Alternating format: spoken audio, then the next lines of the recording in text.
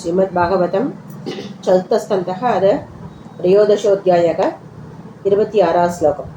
तमूचोर्विस्मितास्तत्र यजमानं तद्विजग कमींषे कूयमानानि न ते गृह्णन्ति देवताः राजन् हवींष्यतुष्टानि श्रद्धया आशादितानि ते छन्दांस्य यादयामानि योजितानि धृतभृतैः न वितामेकदेवानां हेलनं वयमन्वभिः यन्न गृह्णन्ति बाकान् स्वान् ये देवा कर्मसाक्षिणः मैत्रेयोवाच अङ्गो द्विजवच श्रुत्वा यजमानशुदुर्मनाः तत्प्रष्टं यजजुस्वाजं सतस्यां सदनुज्ञया नागच्छन्द्याहुता देवा न गृह्णन्ति गृहानिक सदसस्पदयो ब्रूत किमवद्यं मया कृतं सदसस्पदयवूचुगो नरदेवेक भवतो नागं दावन्मनाक्सितम् अस्त्येकं भ्राक्तनमकं यदि केतृत्वमप्रजग तदा साधय भद्रं ते आत्मानं शुप्रजं नृप इष्टस्ते पुत्रकामस्य पुत्रं दाशति यज्ञभुक् तदा स्वभागधेयानि कृकेष्यन्तीति वौकशक यद्यज्ञपुरुषः साक्षात् अभद्याय हरिर्वृतः तांस्तान् कामान् करित्तत्याद्यान् यान् कामयते जनक आराधितो तथैवैष यदा पुंसां बलोदयः इति व्यवसिता विभ्राहा तस्य राज्ञ प्रजातये पुरोडा निरवपन् शिबिविष्टाय विष्णवे तस्मात् पुरुष उत्तस्तौ हेममाल्यामलाम्बरः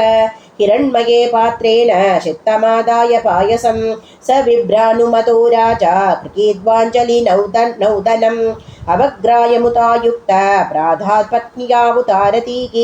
सा तद्भुंशवनं राज्ञी प्राशवै बद्युरादते गर्भं कालयुवावृत्ते कुमारं शुशुभे प्रजाः स बाल एव पुरुषो मातामहमनुव्रतः अधर्मां सोद्भवं मृत्युं देना भवत धार्मिकः स सरासनमुद्यम्य मृगयुः वनकोचरः हन्त्यसाधुर्मृगाण्डीनान् वेनोषाविद्य रौञ्जनः अक्रीडे क्रीडतो बालान् वयस्या नदिदारुणः प्रसक्य निरनुक्रोश पशुमारम् अमारयन् तं विचक्षय कलं पुत्रं शासनैर्विविधैः नृपः यदा न शासितं कल्पो वृषमासीत् सुदुर्मनाः प्रायेणाप्यर्चितो देवो ये प्रजागृकमेति नः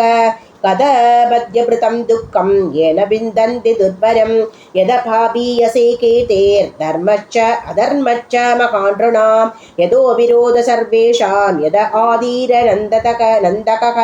कस्तं प्रजापतेशं वै मोहबन्धनमात्मनः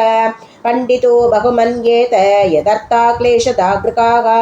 कदपत्यं वरं मन्ये सदपत्याचुचाम्बदात् निर्विद्येत गृहान्मर्त्यो यत्क्लेश निवहा गृहाः एवं स निर्भिन्नमना नृपो गृहात् निषेध उद्धाय महोदयोदयात् अलब्धनिद्रो अनुबलक्षितो नृपेः हित्वा गतो वेन शुभं प्रशुप्ता विज्ञाय निर्विद्य कथं पतिं प्रजाः प्रोहितामात्यशुकृत्तगणादयः विशिक्योरुर्व्यामती शोकगातरा यदा निगूढं पुरुषं कुयोगिनः अलक्ष्ययन्त पदवी प्रजापतेः हदोद्यमा प्रति उपसृत्य ते पुरीं ऋषीन् समेतान् अभिवन्द्य शास्त्रवो न्यवेदयन् भौरव भद्रुविप्लवम् इति श्रीमद्भागवतमहापुराणे चतुर्थस्कन्धे